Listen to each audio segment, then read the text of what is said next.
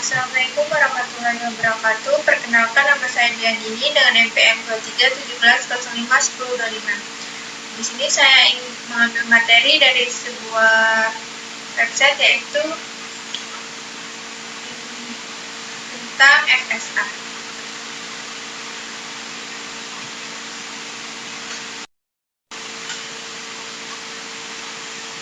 Nah, di sini kita akan membahas tentang teori bahasa dan automata, yaitu tentang FSA. FSA itu sendiri disebut dengan kepanjangan dari Finance Stats Automata. Pengertian Finance Stats Automata itu adalah mesin automata dari bahasa Latin. FSA bukan suatu mesin, melainkan suatu model matematika dari suatu sistem yang menerima output dan input diskrit. FSA juga memiliki banyak step yang banyak hingga dapat berpindah dari satu step ke step yang lainnya.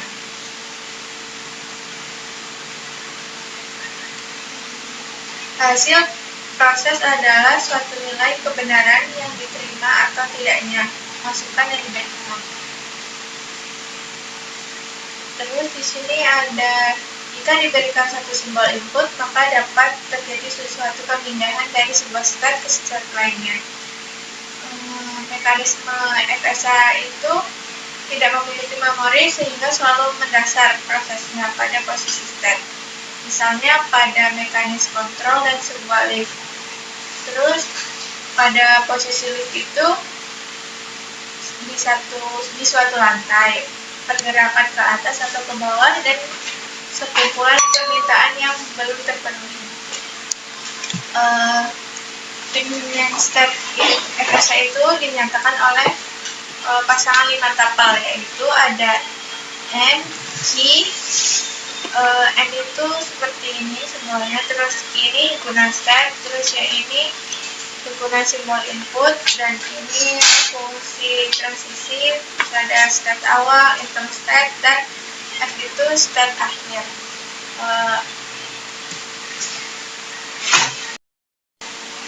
Dan di sini juga ada beberapa karakteristik dari Finance Automata. Yang pertama itu, Finance Automata memiliki keadaan dan transisi yang terbatas. Yang kedua, transisi satu keadaan ke keadaan lain dapat bersifat deterministik atau non-deterministik. Yang ketiga itu, Finance Automata selalu memiliki keadaan awal. Terus yang keempat itu, Finance Automata dapat memiliki lebih dari satu keadaan akhir. Jika setelah proses pemrosesan selalu string, keadaan akhir dicapai, akhirnya automata menerima string tersebut. FSA juga memiliki beberapa himpunan hingga finish atau status step, satu bus step sebagai status awal, initial step. Biasa dinyatakan Q0, beberapa sebuah status sebagai suatu akhir final step. Yang kedua, himpunan simbol masukan fungsi transisi menentukan status berikutnya dari setiap pasangan status dan sebuah simbol masukan. Cara kerja FSA itu dengan cara mesin membaca memori masuk berupa IP yang satu karakter tiap satu dari kiri ke kanan, atau menggunakan X-back yang dikendalikan oleh kontak kendali step berhingga, di mana pada mesin terdapat sejumlah step berhingga. Terus ada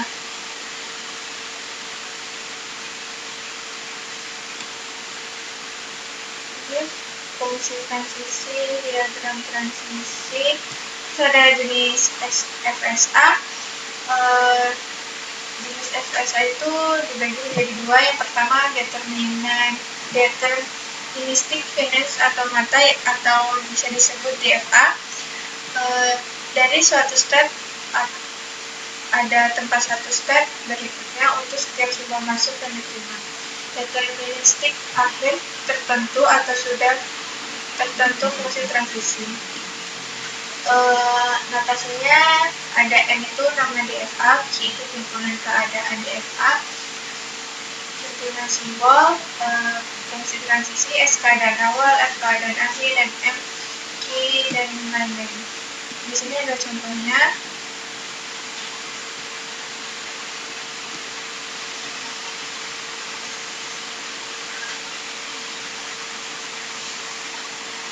Di sini ada reduksi jumlah step pada FSA. Reduksi dilakukan untuk mengurangi jumlah step tanpa mengurangi kemampuan untuk menerima satu bahasa seperti semula atau disebut efisiensi. Step FSA dapat direduksi apabila terdapat as less step hingga dari FSA yang direduksi merupakan ekuivalen dari FSA semula. Ini juga ada contohnya, ada pengertiannya. Dan di sini juga saya mengambil dari materi dari EKI. Bisa disebut tadi dengan step automata yaitu FSA adalah model matematika yang digunakan untuk memodelkan sistem yang memiliki sejumlah state atau keadaan terbatas dan transisi antara state tersebut berdasarkan input yang diberikan. Di sini juga ada dua jenis contoh FSA. Yang pertama determinan DFA dan NFA. Di sini ada pengertian dari DFA itu jenis FSA di mana untuk setiap state dan simbol input tertentu terdapat tempat suatu state transisi. Terus ada contoh dari DFA, misalnya state A, start state, dan juga state penerima accepting state jika string yang dibaca dan string kosong atau string yang diberikan dengan A dan K-nya genap. Terus ada transisinya dari state A menerima A tetap di state A, jika menerima B transisi ke state C, dan seterusnya. Dan juga di sini ada penjelasan dari NFA. NFA itu beberapa state dan simbol input tertentu. Bisa ada beberapa state transisi yang memungkinkan. Dapat memiliki transisi epsilon, transisi tanpa membaca simbol. Contohnya, misalnya ingin membuat NFA yang menerima string yang mengandung AB sebagai substring NFA. Akan memiliki 4 step. Yang pertama step 0, start step. Terus step 1 setelah membaca A. Terus step kedua setelah membaca B setelah A. Terus step ketiga step penerima atau accepting step. Di sini juga ada transisinya. Juga ada perbandingan dari kedua contoh tersebut dari DFA dan NFA.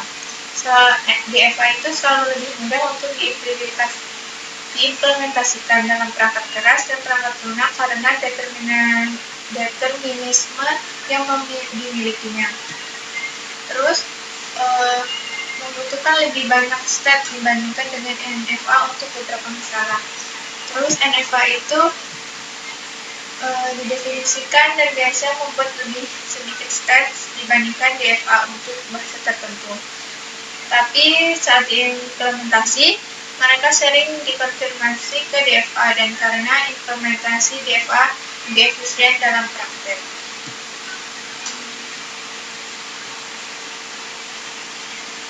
Sekian penjelasan yang dapat saya sampaikan. Saya akhiri. Wassalamualaikum warahmatullahi wabarakatuh.